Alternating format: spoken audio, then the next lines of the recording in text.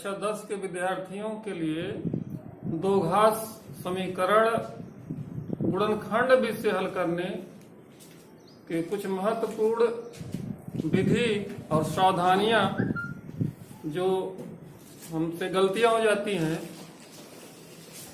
या जिसमें हम समय ज़्यादा देते हैं और कॉन्फिडेंस नहीं होता है कि हमने जो गुणनखंड किया वो वास्तव में सही है या गलत है, तो हम आसान विधि और कॉन्फिडेंस के साथ हल करने के लिए आपको कुछ उदाहरण देते हुए बताते हैं। जैसे एक उदाहरण है,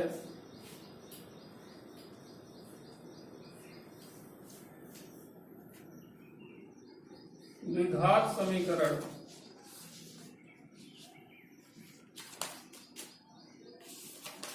x square minus 5x minus 6 बराबर 0।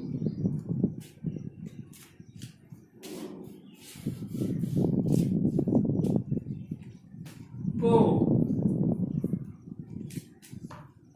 गुणनखंड विधि का प्रयोग करके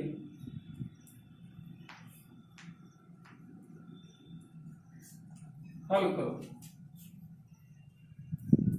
ये प्रश्न है हमारा। इसे हमको द्विघात समीकरण को गुणनखंड विधि से ही हल करना है। तो हल देखें,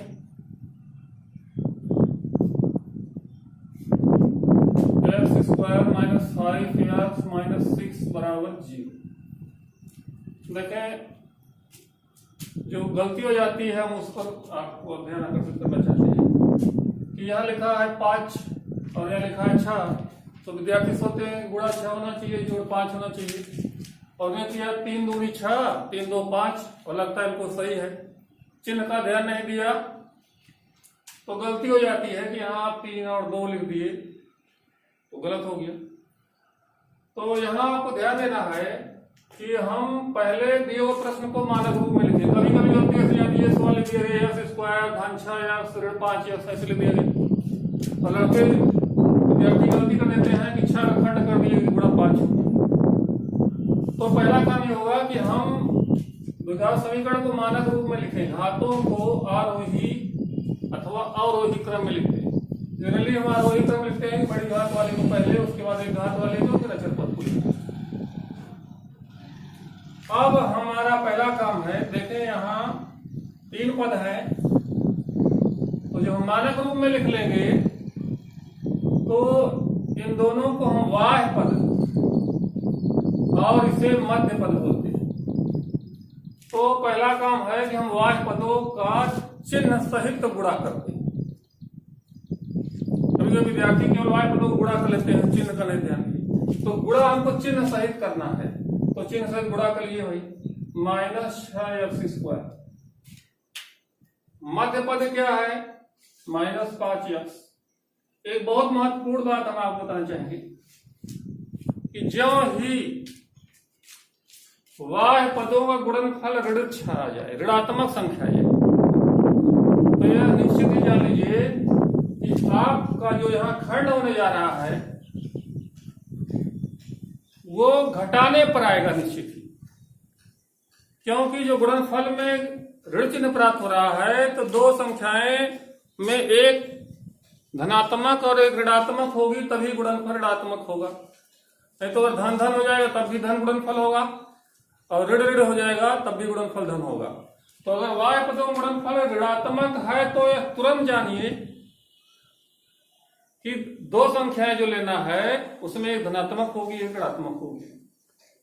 तो यहां ऋण 3 ऋण 2 नहीं हो सकता, या धन 3 धन 2 नहीं हो सकता।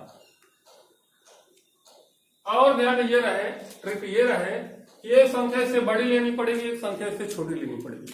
तो 3 गुणते 2, जो 3 2 का विचार है वो तुरंत आप समझिए रंग है कि जो वाह्य पदों गुणा ऋणात्मक है तो एक संख्या से बड़ी लेनी है, तो 3 2 पर आप जाएंगे ही नहीं, गलती होने कोई चांस ही नहीं है। तो निश्चित एक संख्या से बड़ी होगी और एक संख्या से छोटी होगी। तो हम लेते हैं 6 एकम 6। तो अब इसका हम गुणनखंड करते हैं। पहले हम जनरल विधि से इसको अब आगे हल कर रहे हैं, और उसके बाद फिर हम आपको एक रामबाण देने जा रहे हैं जिससे आप जो है इससे जटिल प्रश्न और आ जाए तो भी आप उसे हल कर सकें, चाहे वो उसका खंड परिमेय हो, चाहे परिमेय हो, चाहे वैकल्पिक हो, जो भी होगा सो प्राप्त हो जाएगा। Note out. तो ध्यान दें, इसका उदाहरण करते हैं हम लोग। X square minus 6x plus x minus 6, तो यहाँ ऋण 6 और धन 1 हो रहा है, एक ऋणात्मक और एक धनात्मक। अब हम ग्रुप बनाएंगे, आगे प्रक्रिया लोग जानते हैं, ग्रुप बनाएंगे एक्स स्क्वायर माइनस 6x। तो यहां महत्वपूर्ण है खंड ही प्राप्त करना, उसके बाद की प्रक्रिया लोग जानते हैं तो आसानी से कर लेंगे। अगर खंड हमने सही से प्राप्त कर लिया तो यस काम लिया, यस माइनस 6 प्लस यहाँ जो कुछ नहीं काम होता तो 1 काम ले सकते हैं, 1 माइनस 6 बराबर 0। पुनः काम लेते हैं, yes minus 6 into yes plus 1 बराबर 0। यदि यस माइनस 6 बराबर 0 तो यस बराबर 6। यदि यस प्लस 1 बराबर 0 तो आप परीक्षा में ऐसे लिखेंगे, अच्छा नंबर प्राप्त करने के लिए आप इस तरह दिखाइए कि यदि यस प्लस 1 बराबर 0 फिर आप लिखे तो यस बराबर पक्षांतर करेंगे -1। अब आंसर क्या प्राप्त हुआ, 6 और -1। आंसर लिखेंगे आप 6 -1।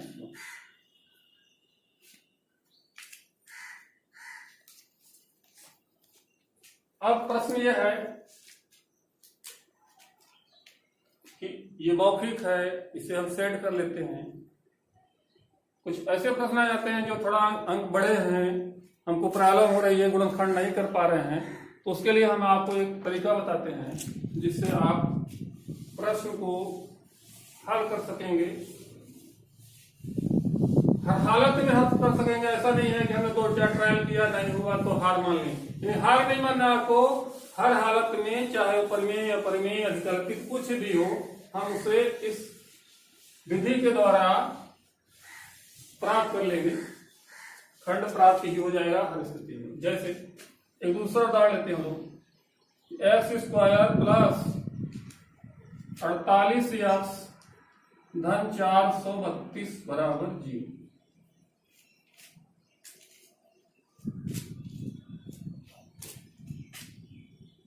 y को तो गुणा करेंगे 432x स्क्वायर, मध्य पद हुआ 48x। तो गुणनखंड विधि में अब क्या है, ऐसी दो संख्याएं हम प्राप्त करें जिसका योग 48x हो और जिसका गुणनफल 432 स्क्वायर। तो ध्यान देंगे, वो सीधी सी बात है कि हम अगर इस समीकरण से तुलना करें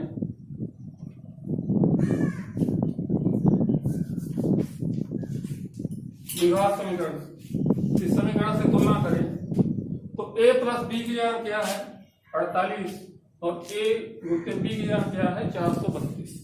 अब हम तुलना करके लिख सकते हैं कि a प्लस b बराबर 48 समीकरण a इंटू बी बराबर 432 समीकरण 2।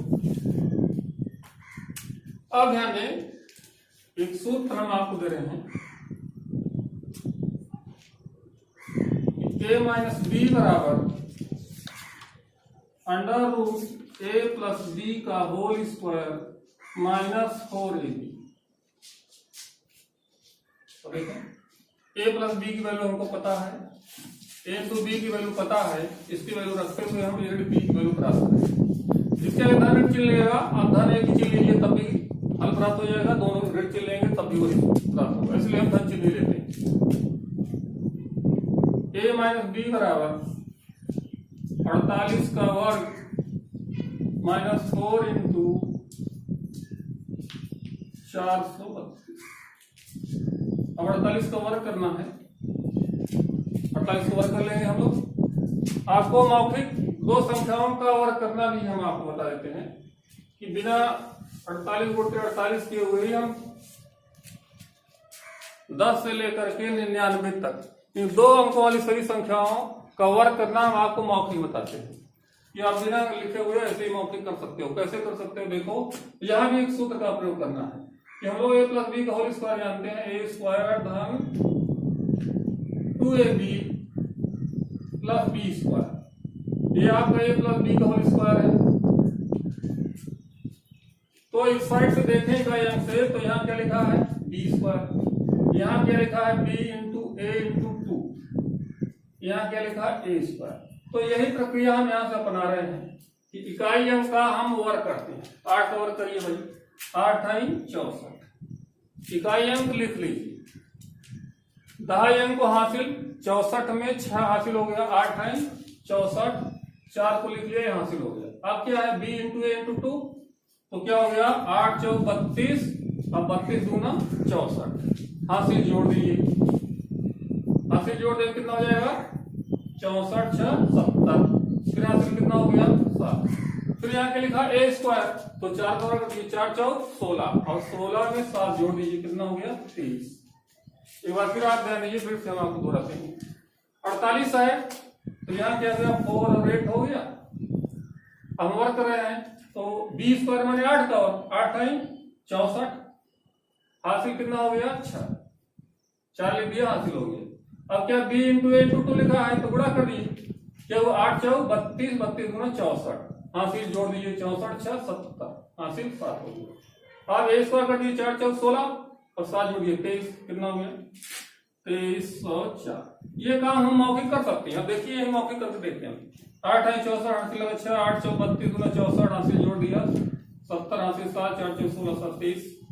रफ हमको करने की जरूरत नहीं है, दोनों को संख्या हम लोग ऐसे मौखिक वर्ग कर सकते हैं। माइनस गुणा कर दिए, 4 दूनी 8, 4 तिहाई 12, 4 चौक 16 1 70, घटा दीजिए भाई,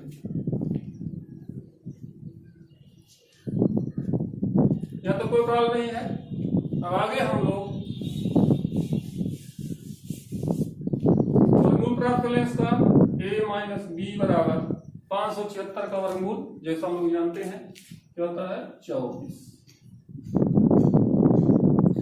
समीकरण 3।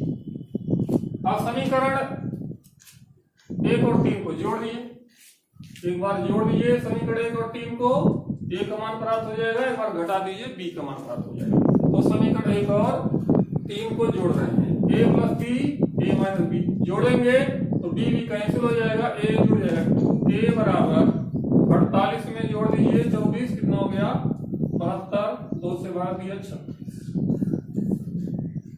समीकरण 1 में 3 घटा दीजिए, घटाएंगे 1 कैंसिल हो जाएगा, b बचेगा 2b बराबर 48 में 24 घटेगा 24 बचेगा, b बराबर 5।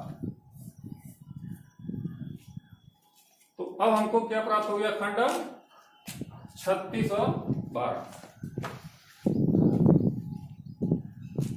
स्थिति में जैसे हम खंड नहीं कर पा रहे हैं, मौखिक नहीं कर पा रहे हैं, खंड करके हम सेट कर रहे नहीं सेट हो रहा है, तो इस विधि से सूत्र से हम हर हालत में जो भी रहेगा प्राप्त हो जाएगा। तो क्या प्राप्त हो 36 और 12। अब क्या होगा, अब यहाँ हम लोग इस सवाल को आगे इसको पैर में भी दिखा सकते हैं, रफ में भी दिखा सकते हैं कि हमको खंड ही प्राप्त करना है। तो खंड कैसे प्राप्त किया इसको दिखा नहीं सकते, बाकी चाहे तो रफ करके प्रश्न को यह दिखाना है तो दिखा देते हैं हम। यस स्क्वायर प्लस 36 यस धन 12 यस धन 432 बराबर जी। अब आगे की प्रक्रिया लोग जानते हैं, समूह बनाएंगे, खंड करेंगे, वही बताते हैं, ठीक है।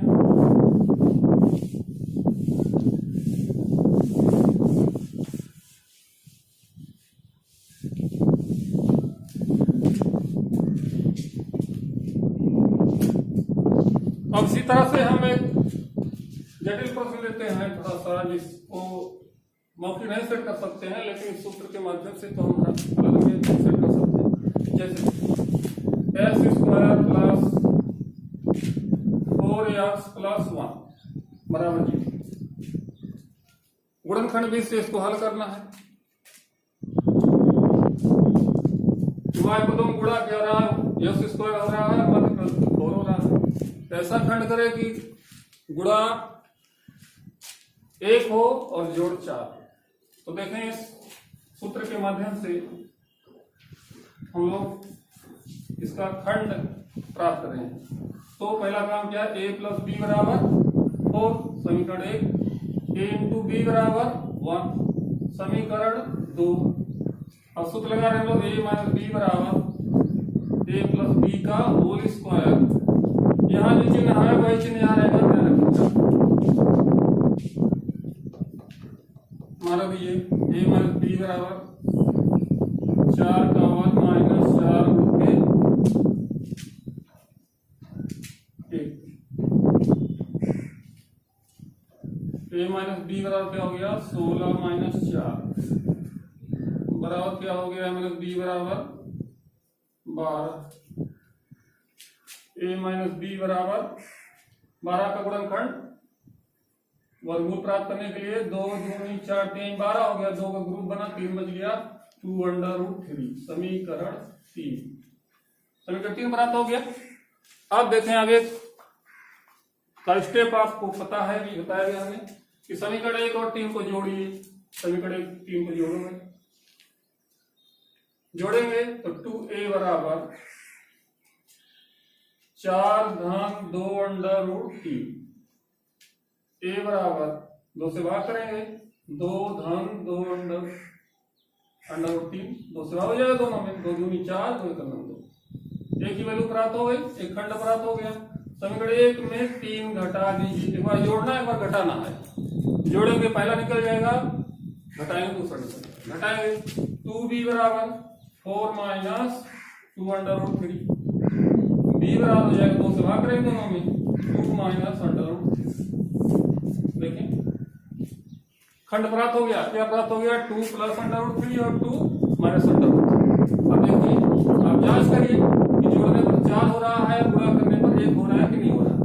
देखें तो a प्लस बी 2 धन √3 धन 2 माइनस √3, √3 कैंसिल हो गया, 4 हो गया, राइट। गुणा कर लीजिए, a into B 2 plus √3 into 2 minus √3। गुणा करेंगे a plus B, minus B है तो a square minus B square हो जाएगा। तो पहले का वर्ग 4 और दूसरे का वर्ग 3, 4 में 3 गया, 1 प्राप्त हुआ, राइट। ये आपके लिए रामबाण साबित होगा। इस विधि से जैसा भी हो, परिमेय अपरिमेय अधिकल्पित काल्पनिक कुछ भी हो, खंड उसका आप प्राप्त कर सकेंगे। आपको हार मानने की जरूरत नहीं पड़ेगी। कोई भी चैलेंजिंग क्वेश्चन होगा कि हाँ इसका खंड करिए, गुणनखंड करिए, तो आप इस सूत्र से कर ही लोगे, चाहे जैसा भी सवाल हो, कठिन से कठिन हो, सरल से सरल। एक सवाल हम प्रश्नावली से लेते हैं।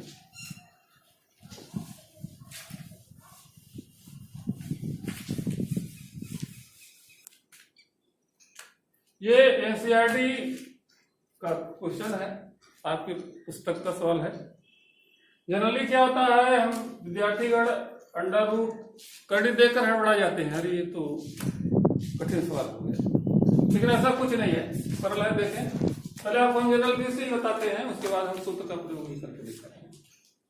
तो घबराने की कोई जरूरत नहीं, जब आपके पास रामबाण हो गया है तो घबराने की कोई जरूरत नहीं है, चाहे जैसा भी होगा आप भले कर ही लेंगे।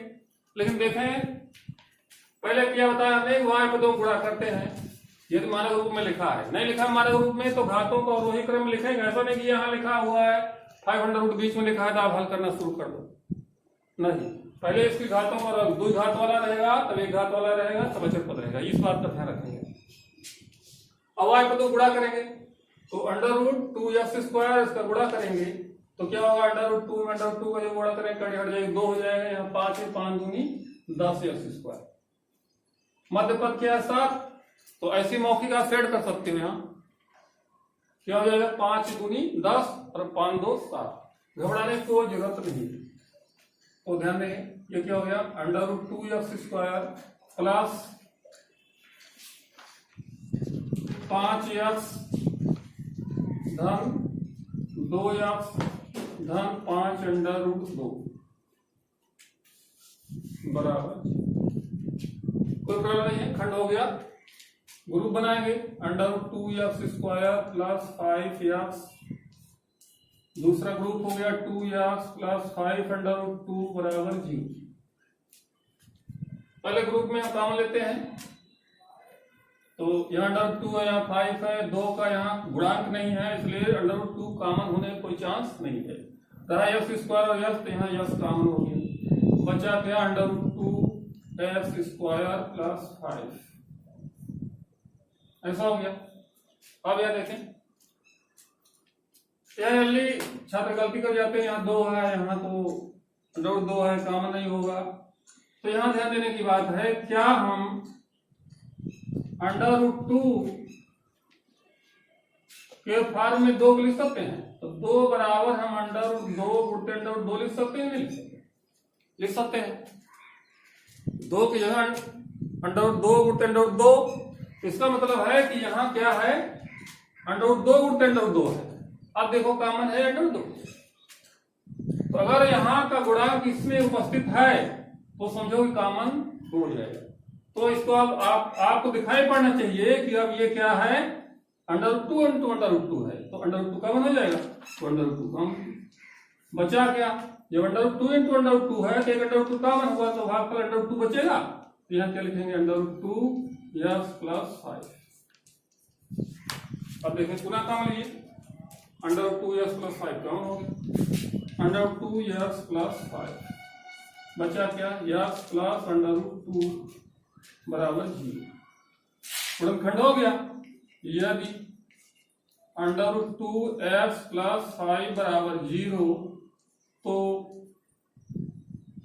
√2x बराबर -5 या x बराबर -5/√2। यदि x प्लस √2 बराबर 0, तो x बराबर -√2। आंसर क्या प्राप्त हुआ, समीकरण का हल या समीकरण का मूल क्या प्राप्त हो रहा है, -5/√2 -√2।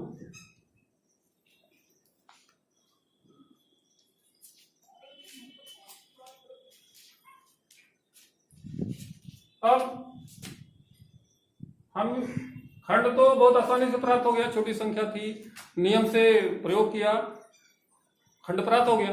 अगर आपको प्रॉब्लम है, घबराते हैं आप, तो घबराने की जरूरत नहीं है, आप रामबाण का प्रयोग करते हुए खंड कर सकते हैं। देखें,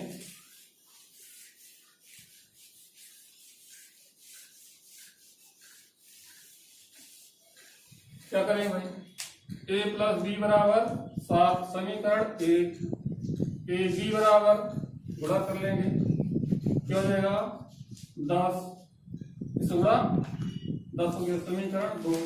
अब सूत्र लगाएंगे, a माइनस बी बराबर क्या होता है आपको, √a प्लस बी का होल स्क्वायर, यहाँ चिन्ह क्या बताया गया था, ऋण 4ab। चलिए भाई मान रखिए, a प्लस बी कितना है, 7 का वर्ग -4a इंटू बी √2 इंटू 5√2, जो हो गया भाई 7×7 = 49, 5 20, इससे गुणा कर लिया, √2 गुणा करें कितना हो जाएगा 2, अरे क्या होगा 49 - 40, अरे क्या होगा 9। अब वर्गमूल ले लीजिए, a b बराबर 3, समीकरण 3। आगे स्टेप क्या बताया गया आपको कि समीकरण 1 में 3 जोड़िए पर वर्ग घटाइए, तो जोड़ दिए समीकरण 1 + 3, कितना हो गया भाई 2a बराबर 7 और 3 10 हो गया, a बराबर 5, खंड प्राप्त हो गया। समीकरण 1 में 3 घटाइए, 2b बराबर 7 में 3 घटाइए, कितना हो गया 4, भाग दीजिए 2 से, b बराबर 2। तो जो खंड वाली प्रॉब्लम थी आपकी सॉल्व हो गई, क्या हुआ 5 और 2। तो आपको घबराने की जरूरत नहीं है, किसी भी प्रकार का बड़ा से बड़ा सवाल हो, बड़ी से बड़ी संख्याओं का हो, इस सूत्र से आप गुणनखंड हर हालत में प्राप्त कर लेंगे। इतना ही, धन्यवाद। अब आपको जो प्रॉब्लम हो आप भेज सकते हैं, उसका हल आपको प्राप्त है।